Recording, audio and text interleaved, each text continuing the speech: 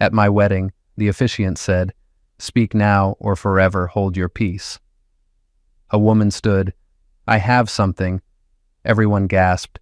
She walked forward and handed me an envelope. "Read this." Inside was proof of my bride's affair. I looked at her. "Care to explain?" Her stammering, "I can explain."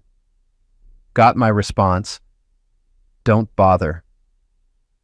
The ceremony that became a breakup when I, 32 male, am writing this from what should have been my honeymoon suite. Instead, I'm alone with a bottle of bourbon and a story that sounds like bad reality TV. 3 days ago was supposed to be my wedding day. I'd been with my fiancée, 29, for 2 years. Met her at a charity event, fell hard, proposed on a beach at sunset, the whole romantic deal. Dropped $35K on this wedding. Her parents contributed nothing, said they were financially tight, which I understood. The ceremony was beautiful. Garden venue, 150 guests, string quartet playing.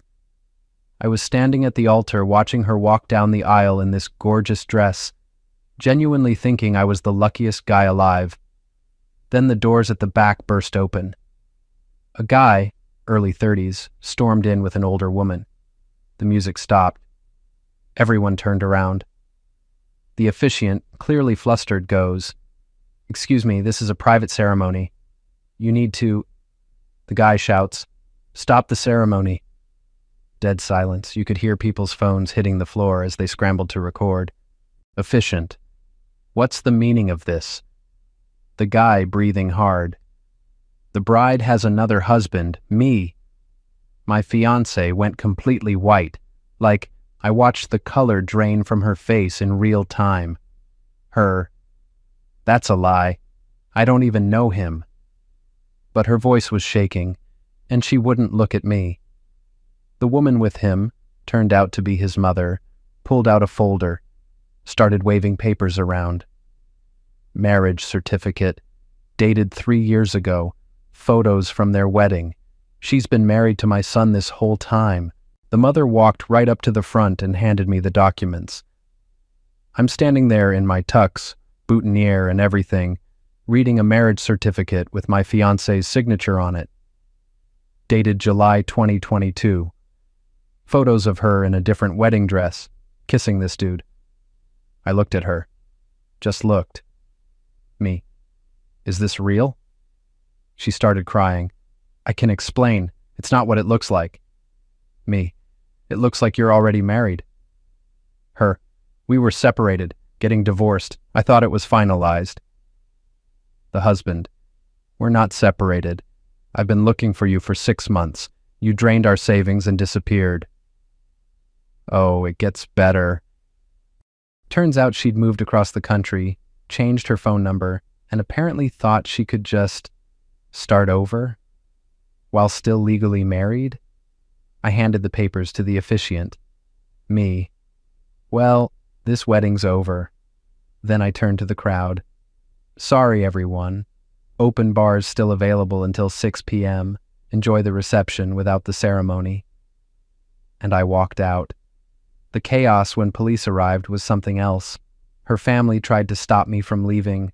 Her mother actually grabbed my arm, screaming about how I was humiliating her daughter. The venue manager called the cops when things got heated. I gave my statement to the officers, showed them the marriage certificate. They took her and the husband aside to sort it out. I heard something about potential bigamy charges. Spent my wedding night in a hotel room alone, watching the $35K I'd spent circle the drain. Update 1, posted 5 days later. The aftermath has been absolutely insane. First, the venue. I tried to get a refund since, no wedding happened. The contract was in both our names, so they wanted both signatures for any refund. My now-not-wife refused to sign anything. The venue manager, bless her, felt terrible about the whole situation. She offered to refund the remaining balance after their costs, $8,200, without both signatures, but needed legal documentation proving the wedding didn't happen. Easy enough. Got a letter from the officiant stating no marriage license was signed.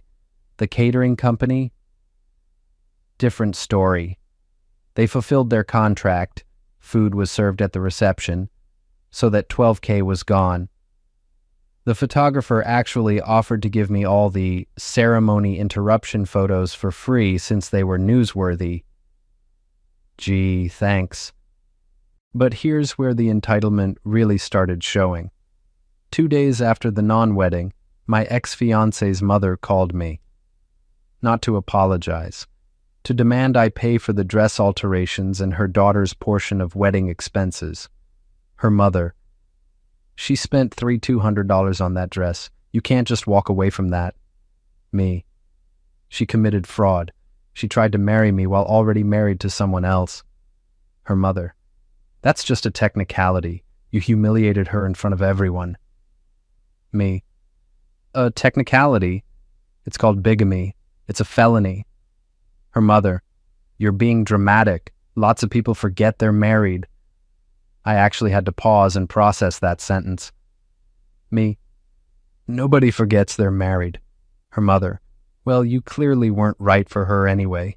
You didn't even notice the signs. The mental gymnastics were Olympic level. Then my ex-fiancée herself started texting from a new number. I'd blocked the old one. We need to talk about splitting the wedding costs fairly. You can't just abandon me with all this debt.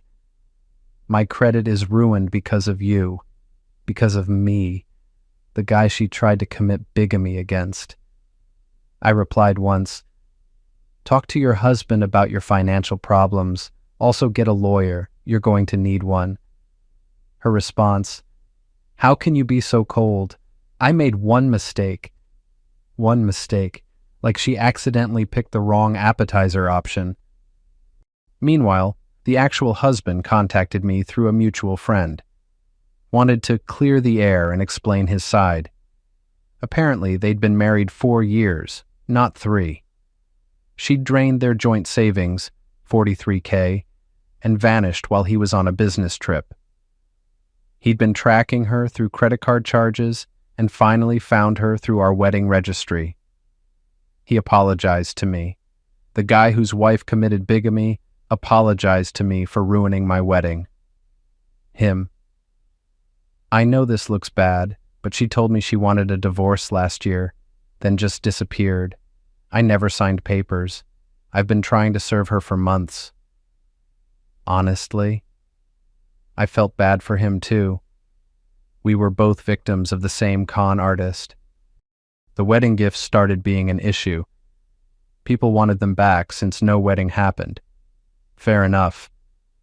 But my ex-fiance's family was demanding we split the returned gifts' value. Her sister called me, you got to keep the KitchenAid mixer from Aunt Helen. That's worth $400. You owe us $200. Me. I'm returning it to Aunt Helen. I'm returning everything. Her sister. That's petty. You're punishing our whole family. Me. Your sister tried to commit a felony against me, but I'm the petty one. Her sister. Stop saying that word. It makes her sound like a criminal. Me. Because she is one. The delusion ran deep in that family. Then came the bills. The florist wanted final payment, $2,100. The DJ wanted his balance, $800. Both were calling me because I was listed as primary contact. I forwarded every bill to my ex-fiancée with a simple message, "Your fraud, your bills." She responded, "You're the man. You're supposed to handle this. What will people think?" What will people think? The woman who tried to marry 2 men simultaneously was worried about appearances. I started consulting with a lawyer about recovering my costs. He was not optimistic. Lawyer. Technically, she didn't steal from you. You voluntarily paid for wedding expenses. Me. Based on fraudulent pretenses, she lied about being single. Lawyer.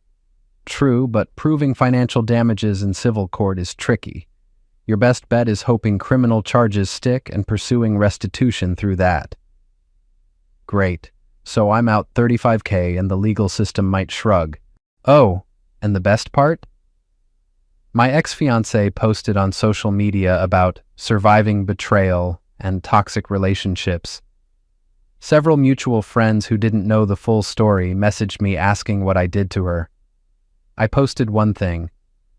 For those asking, my wedding was interrupted when her legal husband appeared with a marriage certificate. I was unaware she was already married. That's all I'll say publicly. The comments section exploded. Her narrative crumbled in real time. Update 2, posted 3 weeks later. Things escalated in ways I didn't think possible. First, the criminal case. The DA filed bigamy charges. It's a felony where we live, carrying up to 5 years in prison. My ex-fiancé lawyered up immediately, using money she apparently still had access to despite claiming poverty. Her defense strategy? Claimed she genuinely believed she was divorced. Her lawyer argued she'd filed papers, she hadn't, and thought the marriage was dissolved. It wasn't. The prosecutor showed me the evidence they were building. Turns out she'd been living a double life, rented an apartment under a slightly different name, had a separate email account, even told people different stories about her past. The husband and I both gave statements. He provided bank records showing she drained their accounts.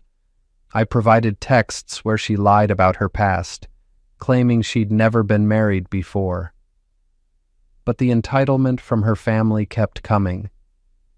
Her father showed up at my apartment one evening. I didn't let him in. Talked through the door. Her father, "You need to drop the charges. This is destroying our family."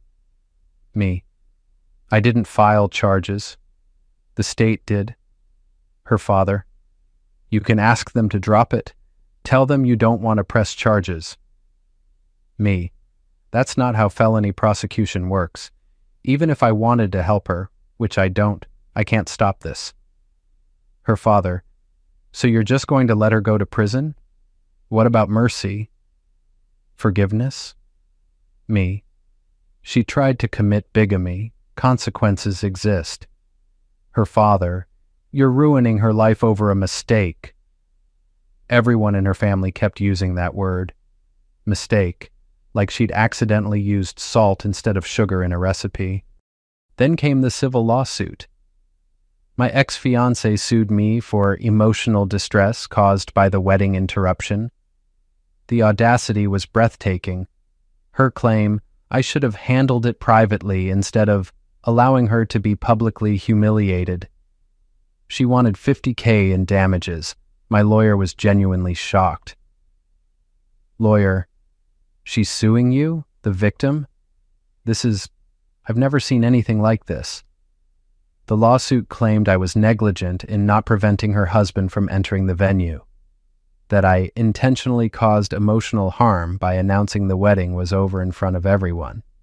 We filed a motion to dismiss, included every piece of evidence showing her fraud. The judge threw out her lawsuit in about 15 minutes, called it frivolous and an abuse of the legal system. But she wasn't done. She started contacting my family, called my mother crying, saying I'd abandoned her in her darkest hour and was vindictive. My mom, who's usually super empathetic, shut her down hard. My mom, "You tried to marry my son while married to someone else. Stay away from him and this family." My ex, "But I love him. It was all a misunderstanding." My mom, "You committed a crime against him. Goodbye." The blocked her number and warned me she seemed unstable. Then the wedding vendors started getting contacted. She called the venue claiming I'd stolen her deposit and demanding they charge me double. The venue manager called me laughing about it but also concerned. Manager, "She's making threats about reviews and lawsuits. Just wanted you to know." I forwarded that to my lawyer. Potential witness tampering. Her sister tried a different approach. Guilt. Sent me a long email about how their family was falling apart and their mother was having health issues from the stress. And couldn't I find it in my heart to help them through this? I didn't respond. The financial damages kept adding up. I'd gotten maybe $9,000 back total from various vendors. The rest was gone. I consulted with another lawyer about suing her civilly for fraud. Second lawyer: you can sue, you might even win, but collecting is another story. If she goes to prison, she won't have income. If she doesn't, she'll probably claim poverty. Judgments are only useful if the person can pay. Fantastic. But then something unexpected happened. The husband reached out again. Him: I know this is weird, but I'm suing her for the stolen money. My lawyer thinks you might have a stronger case if we coordinate our civil suits. Show a pattern of financial fraud. We met for coffee, compared notes. Turned out there were probably other victims too. She'd borrowed money from friends under false pretenses, run up credit cards, even scammed a former roommate. We compiled everything and gave it to both our lawyers. The prosecutor loved it. Pattern of behavior.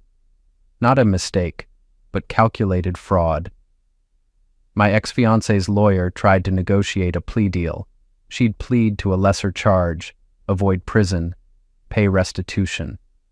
The DA offered her a deal: plead guilty to fraud-related charges, not bigamy, 3 years probation, mandatory restitution to me and her husband, community service. She rejected it, decided to take her chances at trial. Her family started a whisper campaign, telling mutual friends I was bitter and punishing her for breaking up with me, that I couldn't handle rejection, so I manufactured charges. Several friends confronted me about it. I showed them the marriage certificate, the photos, the timeline. Most believed me. A few still thought I should let it go and move on. One guy actually said, "Yeah, she messed up, but do you really want to send her to prison? That's harsh, bro." Me: she committed fraud against me and theft against her husband. Actions have consequences. Him: but couldn't you just forgive her? These people lived in a different reality. Update 3, final, posted 2 months later. The trial lasted 3 days. I was there for all of it. The prosecution laid out everything. The marriage certificate, bank records showing she drained her husband's accounts, texts where she lied to me about her past, evidence she'd been using 2 identities. Her defense was pathetic. Her lawyer argued she was confused and overwhelmed and made poor choices during a difficult time. The prosecutor asked her directly, "Did you know you were still married when you tried to marry the plaintiff?" Her: I thought it was finalized. Prosecutor: Did you ever file divorce papers? Her: No, but I meant to. Prosecutor: Did you tell the plaintiff you were married? Her: No, because I was going to get divorced. Prosecutor: But you didn't, and you accepted an engagement ring, planned a wedding, and stood at an altar knowing you were already married?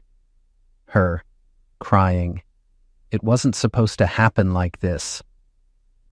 The jury deliberated for 4 hours, found her guilty on multiple counts: fraud, theft for the husband's money, and attempted bigamy. Sentencing was last week. She got 2 years in prison, eligible for parole after 1, 5 years probation after release, and court-ordered restitution. She owes her husband $43,000 plus interest. She owes me $26,000 for documented wedding expenses. The judge said I should have been more careful with the other $9,000. Thanks, I guess. Her family was sobbing in the courtroom.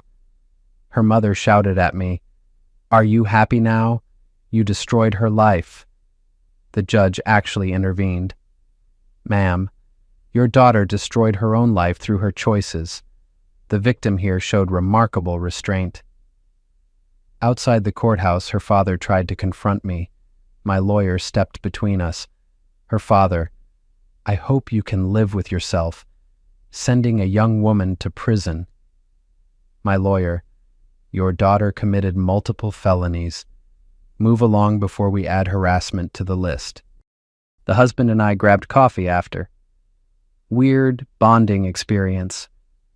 Him. Think she'll actually pay the restitution? Me. Not a chance, but at least it's on record. Him. Yeah, at least there's that. We stayed in touch, actually. He's a decent guy who got screwed over, same as me. We joke about starting a support group for victims of the same con artist. The financial reality is I'm still out about $18,000 total after the partial refunds. The restitution order is basically worthless. She'll be in prison for a year, then probably work minimum wage jobs. I'll see maybe 100 a month if I'm lucky. But honestly, I'm okay with it. Not the money loss. That hurts. But the validation that I wasn't crazy, wasn't overreacting, wasn't the villain in her twisted narrative. My family's been incredible. My friends, the real ones, threw me a dodged-a-bullet party.